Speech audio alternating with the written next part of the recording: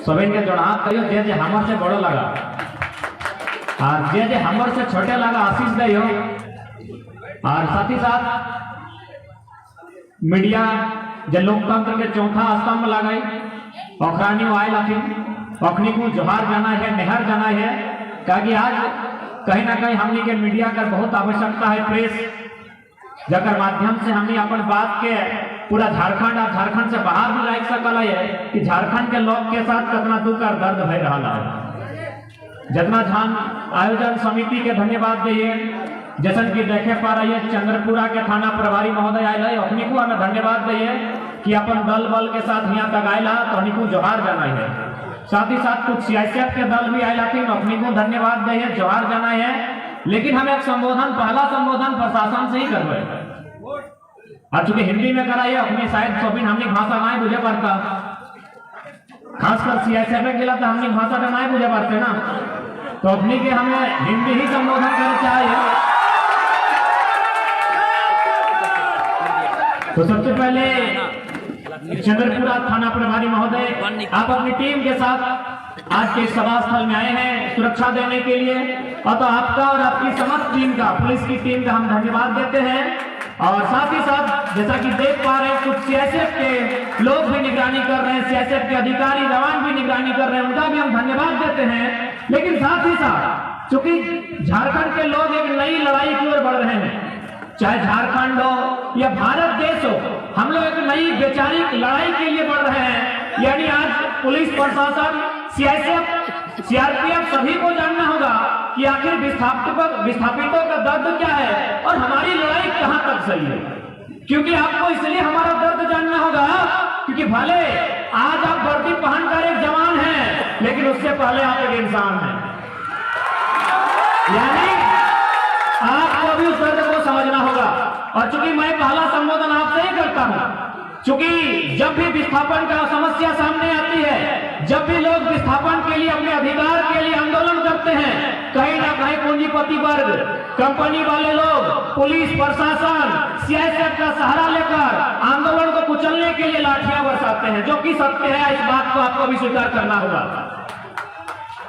तो इसलिए मैंने कहा भले आज आप वर्दी पहनकर एक जवान हैं, आपके हाथों में बंदूक और सीने में सितारे हैं, लेकिन उससे पहले आप एक इंसान हैं और इंसानियत के नाते आपको झारखंड के साथ साथ सभी किसान विस्थापितों के दर्द को समझना होगा, क्योंकि आप भी एक किसान का बेटा है।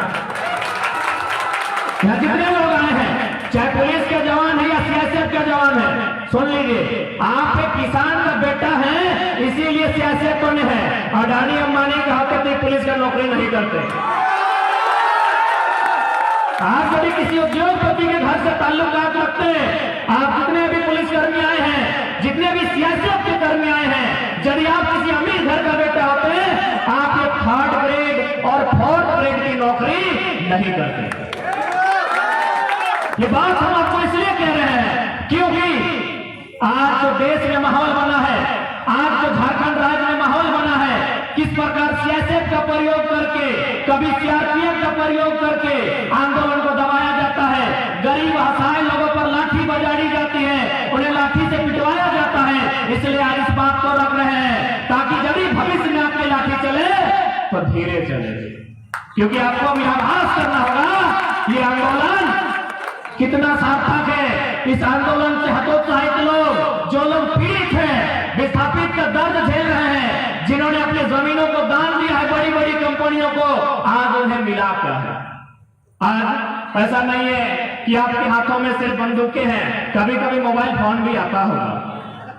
एंड्रॉयड मोबाइल आप लोग भी रखते हैं, तो उस एंड्रॉयड मोबाइल को खोलते भी होंगे तो आपके हाथों में उसी मोबाइल में कभी हजारीबाग के गोंदलपुरा का न्यूज भी मिलता होगा, कभी गोड्डा के अडानी प्लांट का न्यूज भी आपको मिलता होगा। उस न्यूज को आपने पढ़ा होगा कि किस प्रकार कंपनी, खासकर अडानी, किस प्रकार गलत तरीके से जबरन उनकी जमीनों पर कब्जा करती है, उनके घर के बाहर एक नोटिस चिपकाती है कि इन जमीनों को हमें दे दीजिए, यहाँ हम विकास के नाम पर कंपनियां लगाएंगे। और जब गांव वाले विरोध करते हैं तो फिर वह सीआरपीएफ, तो कहीं सीआईएसएफ, तो कहीं पुलिस के जवानों का सहारा लेती है उस आंदोलन के साथ साथ किसानों गरीब गांव वाले को हौसले को तोड़ने का काम किया जाता है। आज भले आप लोग पुलिस की नौकरी कर रहे हैं, लेकिन चूंकि आप लोग भी किसान परिवार से हैं, इस बात को कभी भूलिएगा नहीं। भले आज आपके हाथों में बंदूकें हैं मान्यवर, लेकिन आप एक किसान परिवार से हैं, आप मिडिल क्लास फैमिली से हैं, तभी आपने इस नौकरी को चुना है। यदि आप मिडिल क्लास फैमिली से नहीं होते हैं तो आप बिजनेस कर लेते हैं, कुछ नहीं करते हैं, लेकिन पुलिस तो नहीं बनते। आप एक मिडिल क्लास फैमिली से हैं, इसीलिए आपने इस रास्ते को चुना है। इसलिए आज आपको इस सच्चाई को आपको भी जानना होगा कि आज झारखंड में वास्तविक चल क्या रहा है। आज जो बड़ी बड़ी कंपनियां आप देख रहे हैं, और साथ ही आपको यह भी जानना होगा कि आज जो आप पुलिस बने हैं ये किस कानून के तहत बने हैं। मुझे लगता है यह भले आप पुलिसकर्मी लोग आए हैं, लेकिन आपको स्वयं नहीं मालूम है कि आप किस कानून के तहत पुलिस बने हैं। तो मैं आज पहले, चूंकि मैंने प्रशासन का ही बात किया है, और मैं आपको नकारात्मक नहीं, मैं आपको अपना बड़ा भाई, अपना भाई मानकर बता रहा हूं कि किस प्रकार आपके माध्यम से, आपकी लाठी, आपकी बंदूकों के माध्यम से आप ही के दूसरे भाई को मारा जाता है, पीटा जाता है चंद मुट्ठी भर अमीरों के लिए। आपकी हमारी लड़ाई में सिर्फ चंद मुट्ठी भर लोगों का फायदा होता है, चाहे नक्सली मारा जाए या पुलिस के जवान मारे जाए। ये जो पुलिस नक्सली की जो लड़ाई होती है, इसमें सिर्फ चंद मुट्ठी भर लोगों का फायदा होता है। कौन मुट्ठी भर लोग? जिनको पहाड़ों में सोना मिला है, जिनको पहाड़ों में हीरा मिला है, जिनको पहाड़ों में लोहा मिला है, जिनको अभ्रक मिला है, जिनको कोयला मिला है, मुट्ठी भर लोगों के लिए सारा खेल देश में चल रहा है। एक तरफ पुलिस का नाम है, एक तरफ नक्सली का नाम है, और दोनों तरफ से किसान के बेटों को मारकर जमीन पर गिराया जा रहा है। तो मैं बात कर रहा था कि आप किस कानून के तहत, क्योंकि भले मैं मानता हूं आज पुलिस की बहुत जरूरत है, लेकिन सच्चाई को आपको भी जानना होगा, ताकि भविष्य में अगर आपकी लाठी चले तो कम से कम उसमें किसी कंपनी का मोहर ना हो, बल्कि उसमें मानवता हो। तो मैं आज सभी लोग जो इस मैदान में उपस्थित हैं उन्हें बतलाना चाहूंगा कि police act, Indian police act 1861 का एक कानून है। 1860 में कानून बना था इंडियन पेनल कोड, जो आज हम धाराएं पढ़ते हैं 107, 307, 302, 353, 153, 420, 421 जो धाराएं हैं, ये 1860 इंडियन पेनल कोड की कानूनें हैं। उसके एक साल बाद एक कानून बनता है इंडियन पुलिस एक्ट। अंग्रेज बहुत चालाक थे, अंग्रेज बहुत चालाक थे। अंग्रेजों ने इंडियन पुलिस एक्ट बनाया, किस लिए बनाया पता है? क्योंकि अंग्रेज मात्र 3 लाख थे। जब भारत में अंग्रेज लोग आए थे, अंग्रेज मात्र 3 लाख थे और भारत के लोग 30 करोड़ थे। यानी हम जब एक एक तमाशा लगाते ना तो अंग्रेज का बैगन का भरता बन जाता, इतनी उनकी संख्या थी। लेकिन वे दिमाग से बहुत तेज थे, इसीलिए उन्होंने कहा कि भारत के लोगों के बैकग्राउंड को जानिए, इन्हें कैसे कंट्रोल किया जा सकता है। तो देखा कि भारत के लोग काफी गरीब हैं, इन्हें अगर 2-4 रुपया धारा दिया जाए, इनके हाथों में अगर 2-4 पैसा दे दिया जाए तो ये अपना भाई को मारपीट शुरू कर देगा। तो अंग्रेजों ने कहा कि ऐसे क्यों थमाया जाए, एक नौकरी का नाम दिया जाए। उस नौकरी का नाम दिया इंडियन पुलिस एक्ट 1861। एक कानून बनता है 1861 में भारत देश में, जिसका नाम होता है इंडियन पुलिस एक्ट। और उस एक्ट के तहत अंग्रेजों ने फरमान जारी किया, अपना जो उनका टीम है कि इस नौकरी में सिर्फ और सिर्फ इंडियन को नौकरी देना है। इंडियन पुलिस एक्ट में केवल और केवल इंडिया के लोगों को नौकरी देना है। क्यों? नहीं, ये जो नौकरी होगा इसमें जमादार, हवलदार, चपरासी, पुलिस यही लोग बनेंगे, और इसमें केवल और केवल इंडिया के लोगों को नौकरी देना है। ध्यान रहे, इन्हें आईसीएस नहीं बनने देना है। आईसीएस आप जानते होंगे, जो इम्तिहान को नेताजी सुभाष चंद्र बोस ने पास किया था, इंडियन सिविल सर्विस, जिसे आज हम लोग आईएएस और आईपीएस, आईएफएस, आईआरएस कहते हैं।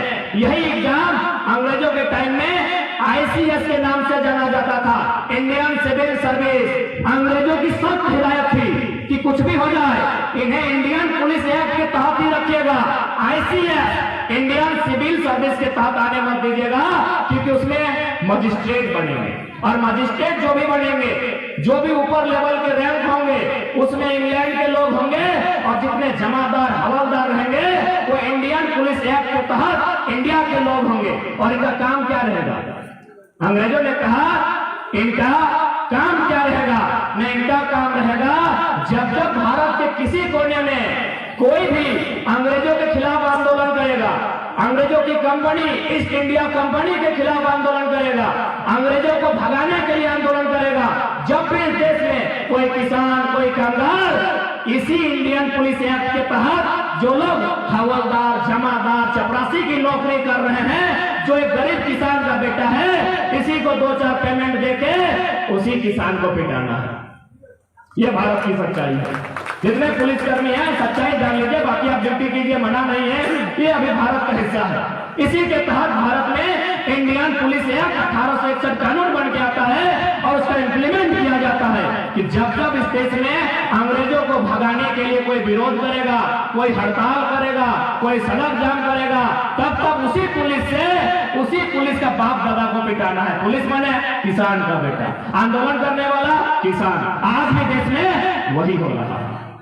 आज भी देश में उसी इंडियन पुलिस एक्ट 1861 के कानून का प्रयोग करते हुए आज भी पुलिस प्रशासन की लाठी, सीएसएफ की लाठी, सीआरपीएफ की लाठी केवल गरीब गांव किसान, बेबस, लाचार मजदूर पे चल रही है। मुझे कहने में बिल्कुल डर नहीं लगता है, मुझे कहने में बिल्कुल डर नहीं लगता है। जब से भारत में वन कानून बना है, फॉरेस्टर जब से बना है, तब से लकड़ी का चोरी ज्यादा हुआ।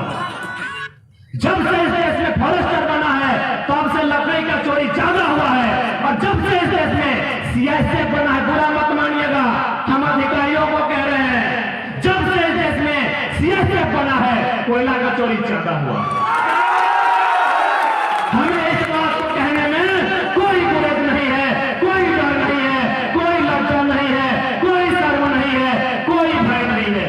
जैसा फॉरेस्टर का नाम देके जंगल खाली किया जा रहा है, सीएसएफ का नाम देके कोयला चोरी करवाया जा रहा है। और लाठी किसको मिलेगा?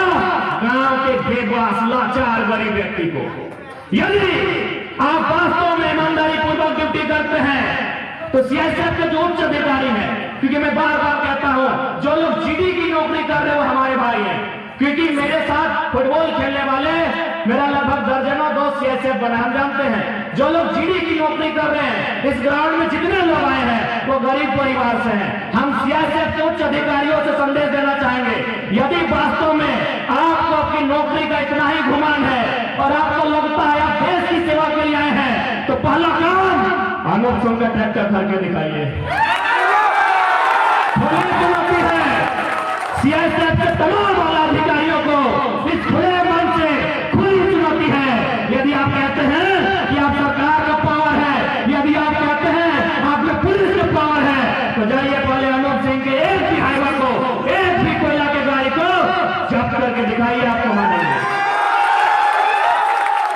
एक भी गाड़ी को छू के दिखाइए, या फिर हमको एक भी इतिहास दिखाइए कि आपकी लाल लाल आंखें किसी कंपनी के सीएमडी को दिखाया है, आपकी लाल लाल आंखें किसी कंपनी के जनरल मैनेजर को दिखाया है। आपकी बोली और आपकी गोली केवल गरीब, लाचार, बेबस आदमी सहता है। ये सच्चाई है, ये भारत देश की सच्चाई है। इसीलिए मैंने कहा कि हम पहला संबोधन सीएसएफ के लिए करेंगे, पहला संबोधन सीआरपीएफ के लिए करेंगे, पहला संबोधन पुलिस प्रशासन के लिए करेंगे, क्योंकि हम नई लड़ाई की ओर बढ़ रहे हैं। आपको बताना चाहेंगे, आप ये चिमनी देख रहे हैं, ये चिमनी का धुआं, इससे कैंसर फैलता है, इससे टीबी, अस्थमा, न जाने दर्जन को बीमारी होता है। मरता कौन है? यहाँ दुगधा चंद्रपुरा का आदमी लोग। क्या बनता है? यहाँ से बिजली बनता है। ये धुआं से बगल में देखिए दामोदर नदी है, वो पूरा इंडिया का सबसे गंदा नदी दामोदर। एक समय याद हो हमरानी बांधे का नदी पानी दाल में रहला ना, दाल, यह नदी पानी हमरानी दाल में रहला, यह बांधे पानी के लिए हमने दाल जब कहला। आज दुनिया के, भारत के सबसे गंदा, सबसे मैला नदी दामोदर। क्या कर ले हमरानी ना याद मुठ्ठा भर आदमी गिला है, जगह 1 बित्ता जमीन नहीं गिला है। आज इस चिमनी के धुआं से बीमार रहते हमरा लोग मोरी जाता, आधा उम्र मोरी जाता, चुल पाकल पहले मोरी जाता हमरा लोग। अरे बिजली कहां? बांग्लादेश के महारानी किया जाए रहा। बताइए पुलिस प्रशासन और जितने भी उच्च अधिकारी के लोग जो घर बैठे सुन रहे हैं, दुनिया में इतना अन्याय कहां हुआ है?